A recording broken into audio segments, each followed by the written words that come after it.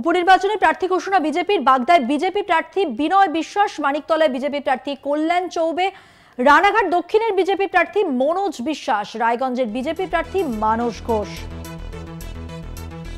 4 কেন্দ্রে উপনির্বাচনের প্রার্থী ঘোষণা বিজেপির। রইল যে তালিকা, যেখানে 10ই জুলাই রাজ্যে 4টি বিধানসভা কেন্দ্রে উপনির্বাচন অনুষ্ঠিত হতে চলেছে। আর এই 4 কেন্দ্রের জন্য প্রার্থীদের নাম আগেই ঘোষণা করেছিল তৃণমূল। এবার বিজেপিও প্রার্থী ঘোষণা করলো। রাজনৈতিক মহলের নজরে বিশেষ করে রয়েছে বাগদা এবং মানিকতলা কেন্দ্র। সংশ্লিষ্ট কেন্দ্রগুলি থেকে কারা পেলেন সেই প্রার্থী পদ আপনাদের জানিয়ে রাখি। সেখানে দেখা যাচ্ছে যে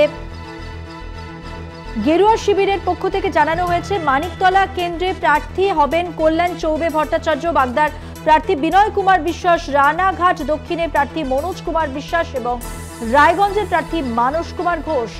আরো বিস্তারিত জানাচ্ছেন আমাদের সঙ্গে টেলিফোন লাইনে রয়েছেন আমাদের প্রতিনিধি দেবাশিস সেনগুপ্ত। দেবাশিস, দেখো, উপনির্বাচন রাজ্যের 4টি আসনে, এই 4টি আসনের জন্য ইতিমধ্যেই শাসক দল তৃণমূল কংগ্রেস তাদের প্রার্থী ঘোষণা করেছে। বাম কংগ্রেস তারাও কিন্তু প্রার্থী ঘোষণা করেছে। বামেরা 3টি আসনে ঘোষণা করেছে।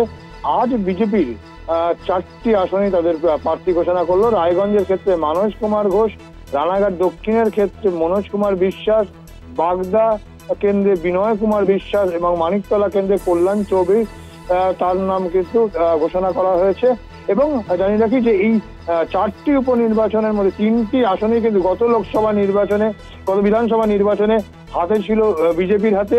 আর এবারে যদি লোকসভা নির্বাচনের ফলাফল দেখা যায়, একটু বিরত করে একটা প্রশ্ন একটু মনে আসছে যে যেখানে আমরা দেখলাম বাংলায় বিজেপির বিপর্যয় লোকসভা নির্বাচনের পর, কি তাহলে এই যে প্রার্থী তালিকা আমরা দেখতে পাচ্ছি সেখানে কিন্তু দলবদলু যারা তাদের কিন্তু এই প্রার্থী তালিকায় স্থান দেওয়া হয়নি, তাহলে কি ওই বিপর্যয়কে মাথায় দিয়ে সেখান থেকে শিক্ষা নিয়ে কি বিজেপির এই সিদ্ধান্ত? দেখো, মধ্যে একদিন সঠিক প্রশ্ন করতে, গত 2 দিন আগে যে কোর কমিটির বৈঠক হয়েছে, যতদূর আমরা জানতে পারছি বিজেপি সূত্রে খবর, কোর কমিটির বৈঠকের সিদ্ধান্ত হয়েছে যারা দলের লোক, দলের বিভিন্ন পদে আছে বা দলের সঙ্গে দীর্ঘদিন যুক্ত আছে তাদেরকেই কেবলমাত্র প্রার্থী করা হবে, অন্য কাউকে প্রার্থী করা হবে না।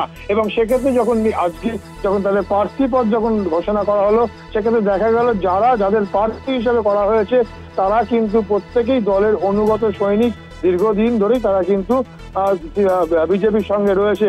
যেমনটা কিনা কল্যাণ চৌবে আদি বিজেপি কর্মী যারা, একদম তাই যারা বিজেপির সঙ্গে ছিল, অর্থাৎ সেই লোকসভা ভোটের থেকে শিক্ষা নিয়েই কিন্তু তারা এরকমটা করেছেন এমনটাই কোনো মনে হয়। কেন কোর কমিটির বইটাও কিন্তু এমনটাই সিদ্ধান্ত হয়েছিল যে দলের লোক যারা কিন্তু অন্তত উপনির্বাচনে করে প্রার্থী করা হবে না। আর এই কেন্দ্রে যেহেতু 3টি কেন্দ্রেই তাদের জেতা, এবং এবারের লোকসভার ভোটের যদি তুমি দেখো পরিসংখ্যান, তাহলে এই 3টি কেন্দ্র অর্থাৎ মানিকতলা বাদ দিয়ে বাকি 3টি কেন্দ্র রায়গঞ্জ, রানাঘাট দক্ষিণ এবং বাগদা কেন্দ্রও কিন্তু এখনো পর্যন্ত সেই সমস্ত বিধানসভাগুলোতে এগিয়ে রয়েছে কিন্তু বিজেপির পক্ষ থেকে। শাসকদের তারা পিছিয়ে ফেলে রেখেছে।